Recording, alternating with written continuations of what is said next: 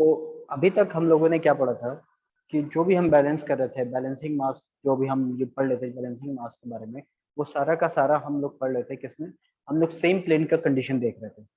Same plane की condition में देख रहे थे, कहने का मतलब ये है कि जब हमारे सारे के सारे रोटेटिंग मासेस और हमारा बैलेंसिंग मास जो है वो क्या, सारे के सारे मासेस जो भी हम कंसीडर कर रहे थे वो सारे के सारे सेम प्लेन में थे। सेकंड सेकंड टॉपिक उसमें हमने देखा था जो बैलेंस सेम प्लेन वाले में, उसमें जो मोमेंट है समेशन ऑफ एम मोमेंट सारे मासेस का, since they are in same plane, वो हमेशा जीरो होता है।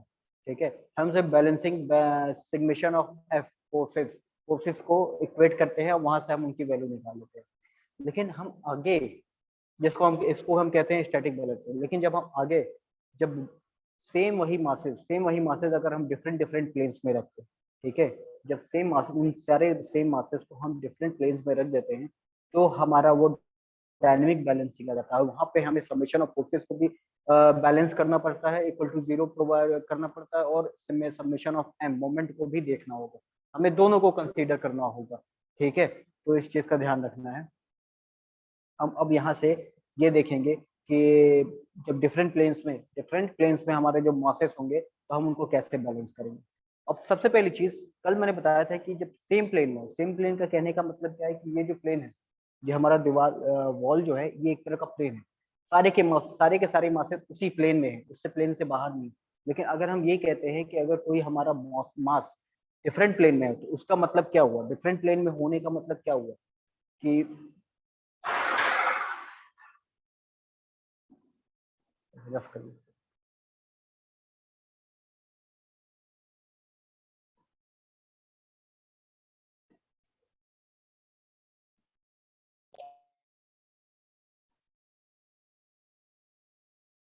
देखिए, डिफरेंट प्लेन में मासेस का डिफरेंट प्लेन में होने का क्या मतलब है, उसका मतलब ये है कि अगर मान लो एक मास तुम्हारा इस प्लेन में ऐसे, एक एक मास अगर तुम्हारा इस प्लेन में है, तो हो सकता है दूसरा मास कभी ऐसे हो।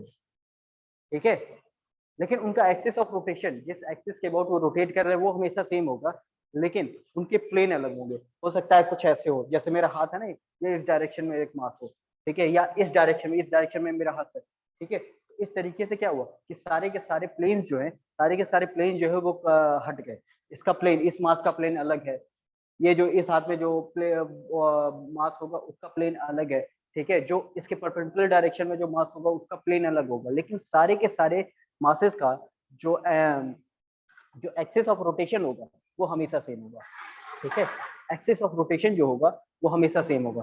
तो हमें यहाँ से क्या करना है कि उन मासेस को कंसीडर करने हैं जिनमें जो डिफरेंट प्लेन्स में है और उनको बैलेंस करना है। ठीक है, तो रखना है। देखो, दोनों का जो मेथड है, हम सेम प्लेन में वर्क करें चाहे डिफरेंट प्लेन में वर्क करें, दोनों के केसेस में जो हमारा मेथड है वो सेम ही है। हम जब सेम प्लेन की बात करते हैं तो वहां पे हमारा सिर्फ सिग्मा एफ आता है, सिग्मा एफ को हम बैलेंस करते हैं, और जो सिग्मा एम होता है वो हमेशा जीरो बैलेंस्ड होता है। ठीक ठीक है, लेकिन जब भाई ये तुम्हारा किसमें, स्टैटिक बैलेंसिंग, स्टैटिक बैलेंसिंग, लेकिन जब डायनेमिक बैलेंसिंग की बात करते हैं,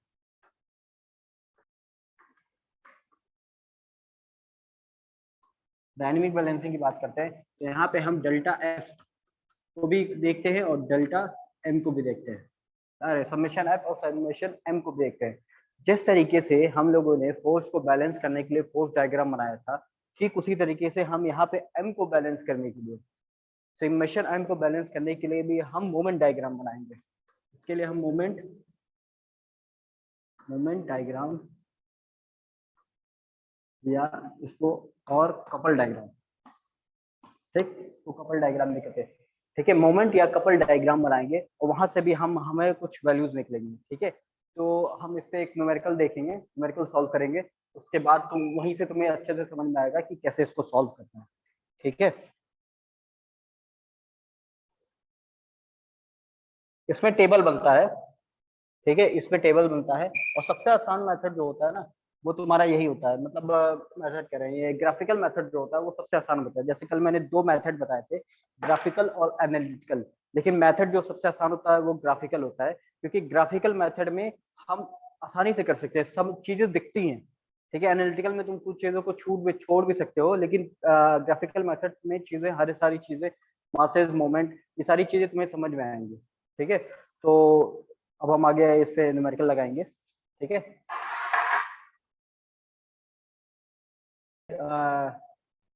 डिफरेंट प्लेन्स की बात हो रही है, तो मैं सबसे पहले एक क्वेश्चन लेता हूँ और उसको ड्रॉ करता हूँ, फिर उसके बाद इसे बताते हैं।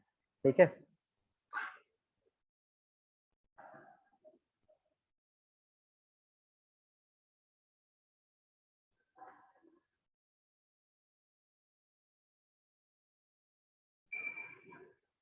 ये 4 मासेस हैं जो डिफरेंट लेंस में हैं।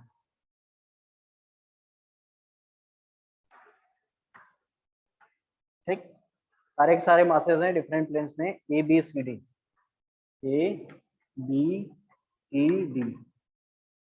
ए का मास 5 kg,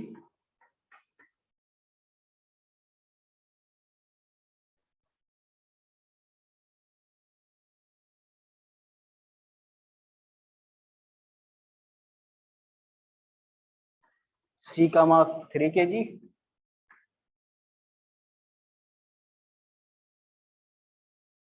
और ठीक है, और बी और डी का मास दे नहीं रखा है, ये तुम्हें निकालना है।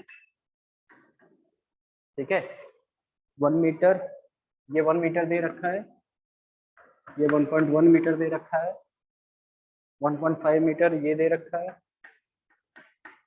ये 1.5 है, और ये 2 मीटर दे रखा है। ठीक है, और इसकी डिस्टेंस 0.5 मीटर है, 0.2, 0.3।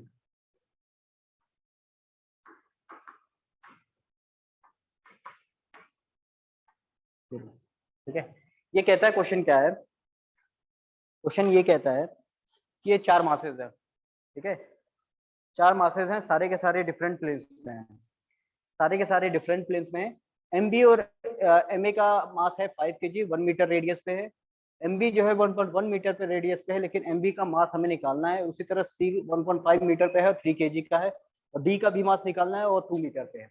एक्सिस ऑफ रोटेशन से, ये इसका कॉमन एक्सिस ऑफ रोटेशन है। मैंने बताया था ना कि इनके एक्सिस ऑफ रोटेशन हमेशा सेम होंगे, लेकिन प्लेन डिफरेंट होगा, ये सारे के सारे डिफरेंट प्लेन्स हैं। ठीक है, तो अब ऐसे क्वेश्चन को हम कैसे सॉल्व करेंगे, तो सबसे सिंपल क्वेश्चन एक तरह से है, इसके आगे भी 1-2 क्वेश्चन और लगाएंगे जो इससे थोड़ा टिपिकल होंगे।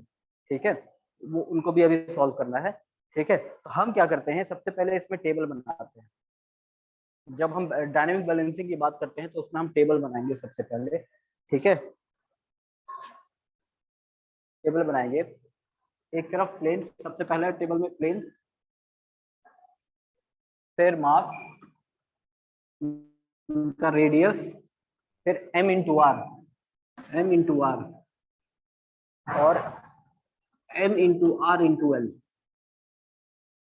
एक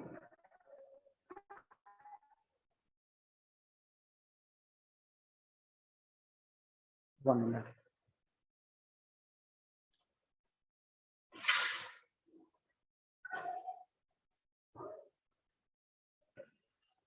ये टेबल बनाएंगे, तो सबसे पहले कौन कौन से प्लेन है, ए बी सी डी।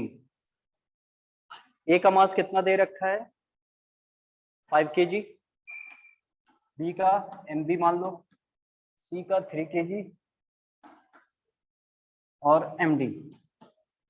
रेडियस कितना दे रखा है, 1 मीटर, 1.1 मीटर, ठीक है, 1.5 मीटर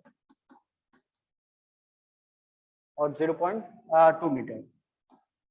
ये क्या है, ये तुम्हारा सेंट्रीफ्यूगल फोर्स को बताता है। इसमें अगर ओमेगा स्क्वायर को मल्टीप्लाई कर दो तो ये सेंट्रीफ्यूगल फोर्स का, हर एक मास से सेंट्रीफ्यूगल फोर्स के बारे में बताता है। और सिंस के एंगुलर वेलोसिटी का कोई रोल ऐसा नहीं होता, उसके होने ना होने से कोई फर्क, वो आखिरी में कैंसिल आउट हो जाता है, इसलिए सिर्फ हम एम और आर को वैल्यू लिखते हैं।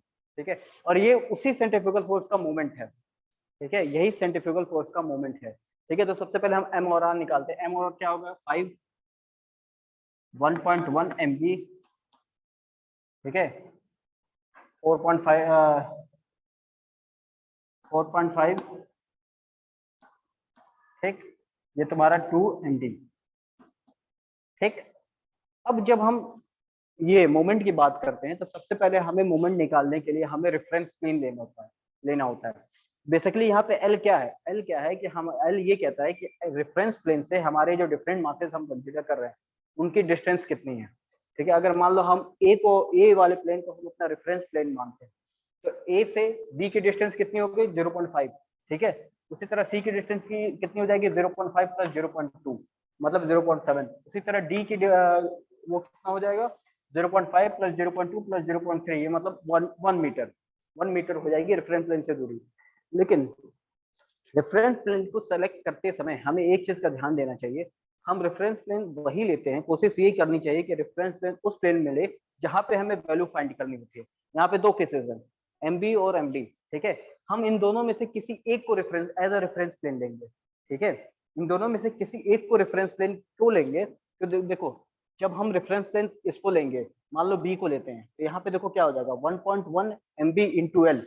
एल की वैल्यू रेफरेंस प्लेन से कितनी हो जाएगी 0 हो जाएगी। तो यहाँ पे जब हम मोमेंट डायग्राम इसको जब अभी ये यहीं से मोमेंट डायग्राम बनेगा, यहाँ से मोमेंट डायग्राम बनेगा, यहाँ से फोर्स डायग्राम।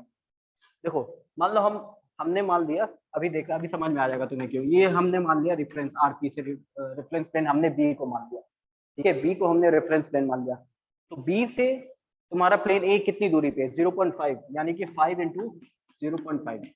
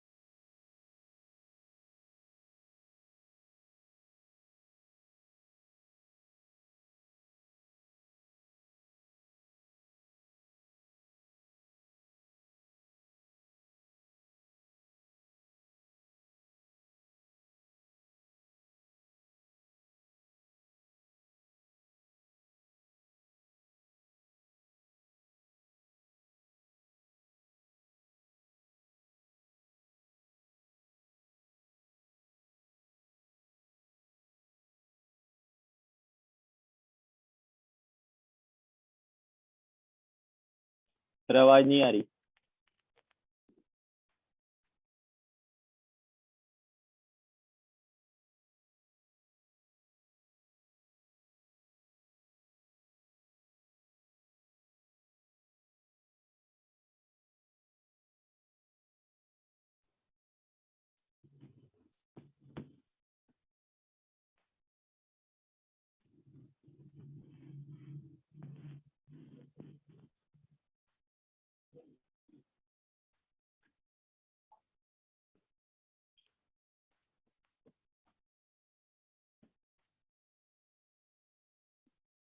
हेलो।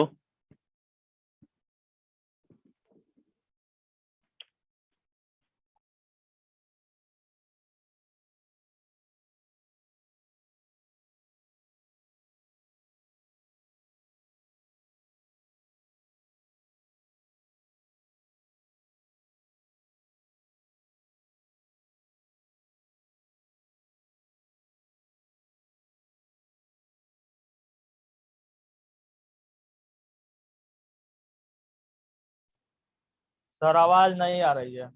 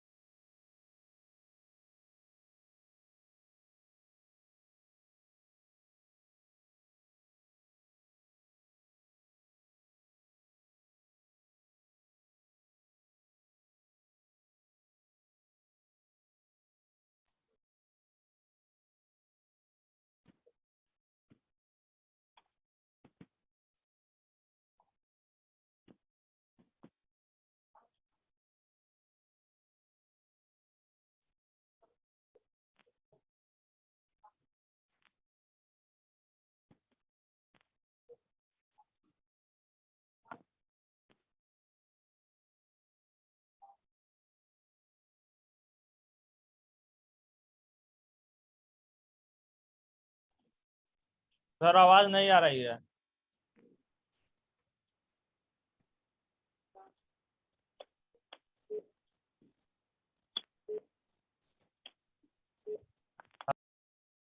देखो होता क्या है कि ये तो तुम्हें ये बता दिया कि ये सेंट्रीफ्यूगल फोर्सेस के लिए होता है, ओमेगा हम इसमें कंसीडर नहीं करते हैं, ठीक है।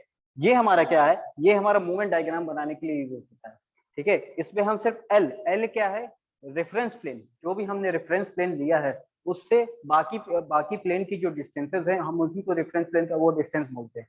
और दूसरी चीज ये कि हम जो रेफरेंस प्लेन लेते हैं हम उसको लेते हैं उसी को सेलेक्ट करते हैं जहां से हमें एक को अननोन, जहां पे अननोन हो, जैसे यहाँ पे हमारा एक बी अननोन है, एक हमारा डी अननोन है, इन दोनों में से किसी एक को ही सेलेक्ट करते हैं एज अ रेफरेंस प्लेन। ऐसा क्यों? क्योंकि उससे क्या होता है कि जब मोमेंट डायग्राम हम बनाते हैं तो एक टर्म रेफरेंस प्लेन का अगर हम एक अननोन को reference plane as a reference plane ले लेते हैं तो एल के लिए उसकी वैल्यू 0 हो जाएगी, ठीक है। तो हमारे पास सिर्फ एक ही अननोन मिल जाएगा, एक अननोन मिल जाएगा तो हम एक पॉलीगन से, मतलब एक मोमेंट डायग्राम से एमडी की वैल्यू निकाल लेंगे। जब एमडी की वैल्यू निकल जाएगी तो हम उसको इस वाले वैल्यू में पुट करेंगे, तो यहाँ पे देखोगे तो सिर्फ एक ही अननोन बच जाएगा, एमबी सिर्फ अननोन बच जाएगा, ठीक है। तो फिर दोबारा हम जब इसका फोर्थ पॉलीगन बनाएंगे तो वहां से हम एमबी आराम से निकाल देंगे। जैसे कल बैलेंस फोर्स निकाला था ना जो रह गया था, वही एमबी, क्योंकि हमने क्वेश्चन में पहले से दे रखा है कि हमारा ये सिस्टम पूरी तरह बैलेंस है। तो बैलेंस तभी होगा जब हमारा फोर्स पॉलीगन और तुम्हारा मोमेंट पॉलीगन दोनों के दोनों क्लोज्ड हो, पूरी तरीके से क्लोज्ड हो। तो जो अनक्लोज्ड, जिसको क्लोज करने के लिए जो आखिरी लिंक हम आखिरी लाइन हम खुद खींचेंगे, ड्रॉ करेंगे, वहीं से एमबी मिल जाएगा और इसके केस में एमडी मिल जाएगा, ठीक है। और एक चीज और कि जो भी हम रेफरेंस प्लेन सेलेक्ट करेंगे, ठीक है, जैसे इस केस में हमने बी रखा, बी प्लेन को रेफरेंस प्लेन एज ए लिया, तो इसके लेफ्ट साइड से जो भी मेजरमेंट करेंगे एल के लिए वो निगेटिव में रखेंगे, और उसके राइट साइड में जो भी मेजरमेंट करेंगे वो हम पॉजिटिव में रखेंगे, ठीक है। जैसे कि यहाँ पे 5 इंटू माइनस ऑफ 0.5 तो उसकी वैल्यू आएगी -2.5, ठीक है। एल बी पे देखेंगे तो 0 हो जाएगा, और उसके आगे वो राइट हैंड साइड वाले में, तो राइट हैंड साइड वाले के लिए पॉजिटिव रखेंगे। तो ये चीज का ध्यान रखना है। यहाँ तक किसी को कोई दिक्कत है तो पूछ लो, यहाँ तक किसी को कोई दिक्कत है तो पूछ लो। देखो जो भी मोमेंट डायग्राम, जैसे कपल, जब हम किसी भी फोर्स का कपल निकालते हैं तो उस फोर्स के परपेंडिकुलर होता है। अब कपल वेक्टर, कपल डायग्राम बनाने के लिए उस जब उस सारे को निकाल, जैसे इसका है, ठीक है, ये देखोगे इसका जो पहले मास m1 का क्या है, इस डायरेक्शन में, ठीक, इस डायरेक्शन में c1 मान लो, ca मान लो, ठीक है। फिर ये क्या है, mb इस डायरेक्शन में, cb मान लो, इसका किधर होगा, ये कुछ इधर होगा, cc मान लो और इसको इधर मान लो। ये तो मैंने आर्बिट्रेरी ले लिया है, ठीक है। ये कुछ ऐसे होगा और ये ऐसे, ठीक है, ये कहीं ऐसा होगा, ठीक। इसी को जब हम 90 डिग्री रोटेट कर देंगे, इसको रोटेट करने के बाद 90 डिग्री रोटेट करने के मतलब अगर ये इस डायरेक्शन में तो 90 डिग्री रोटेट करेंगे तो ये किधर आ जाएगा, सी, ये इधर आ जाएगा, ये किधर आ जाएगा, ये ऐसे आ जाएगा सी डी, ठीक है। और सी सी किधर आ जाएगा, 90 डिग्री, इसको सी सी इधर है तो ये इधर आ जाएगा। इसको जब रोटेट करते हैं तब हमारा कपल डायग्राम बनेगा, ठीक है। जैसे कि मैं एक तुम्हें डायग्राम दे रहा हूँ, ये चीज तो समझ में आ गई कैसे बनाना है, ठीक है। पहले तो एक डायग्राम देखते हैं, उसको उससे कैसे बनाते हैं, कपल वेक्टर कैसे बनाते हैं, सबसे पहले तो ये जानना है।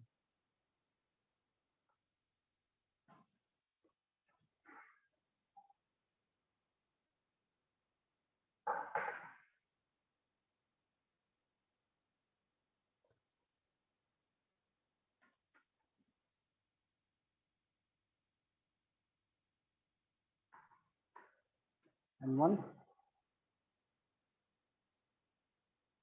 M2 M3 M4, ठीक है। और यहाँ एक बैलेंसिंग मास ये बैलेंसिंग मास एम ए है और दूसरा बैलेंसिंग मास एम बी मान लो। अब इसका तुम्हें सबसे पहले क्या करना है, कपल डायग्राम बनाना है। तो अब एक चीज देखोगे, फोर्सेस किधर लगेंगे, फोर्सेस इस डायरेक्शन में लगेंगे, ऐसे, ठीक ठीक ठीक है, इस डायरेक्शन में फोर्स लगेगी, ठीक है। तो कपल मैंने क्या बताया था, कपल क्या होगा, जो भी फोर्सेज लग रही हैं उसके ठीक परपेंडिकुलर डायरेक्शन में होगा सबसे पहले, ठीक है, उसको हम कपल वेक्टर कहते हैं, ठीक है। तो जैसे अगर C1 है, फोर्स इधर लग रहा है तो कपल किधर लगेगा, इस डायरेक्शन C1, ठीक है। फिर आता है तुम्हारा C2, C2 तुम्हारा कहाँ है, C2 तुम्हारा ये है, इसका कपल डायग्राम किधर बनेगा, फोर्स इस डायरेक्शन में लग रहा है, ठीक है, तो कपल डायग्राम किधर बनेगा, नेगेटिव है क्या, एक मिनट,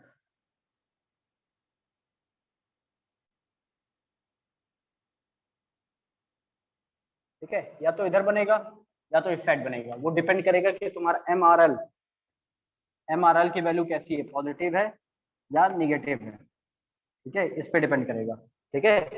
यहाँ पे C2, ठीक है, ये कैसे बन जाएगा, C2 इधर, ठीक।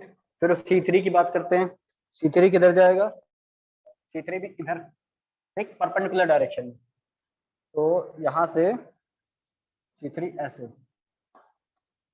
ठीक, ये पॉइंट है,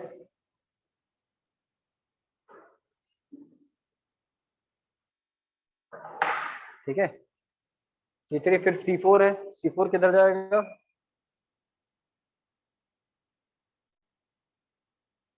या तो इधर जाए या तो इधर जाए, तो तुम चाहे इसको ऐसे ड्रॉ कर दो चाहे इधर से ड्रॉ कर दो, ये C4।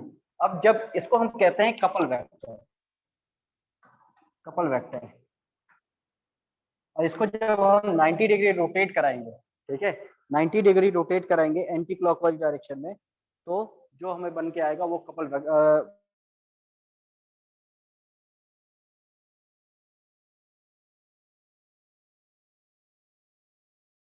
वो हमारा I1 इधर आ जाएगा, C3 तकरीबन से आएगा,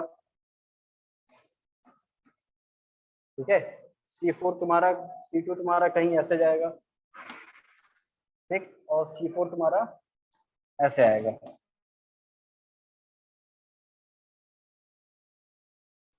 ठीक। अब इस से इस कपल वेक्टर से तुम turn 90 degree clock anti clockwise, वैसे इसकी जरूरत पड़ेगी नहीं ये बनाने की, ये बस मैंने समझाने के लिए बोला है, क्योंकि इस डायग्राम से हम डायरेक्टली भी ये बना सकते हैं, ठीक है, डायरेक्टली भी ये बना सकते हैं, अभी टाइम नहीं, मैं अगले लेक्चर में बता दूंगा, डायरेक्टली भी उससे इस डायरेक्ट डायग्राम को ये डायरेक्टली ये बना सकते हैं, और यहाँ से हम डायरेक्ट क्या करेंगे, कपल पॉलीगन बनाएंगे,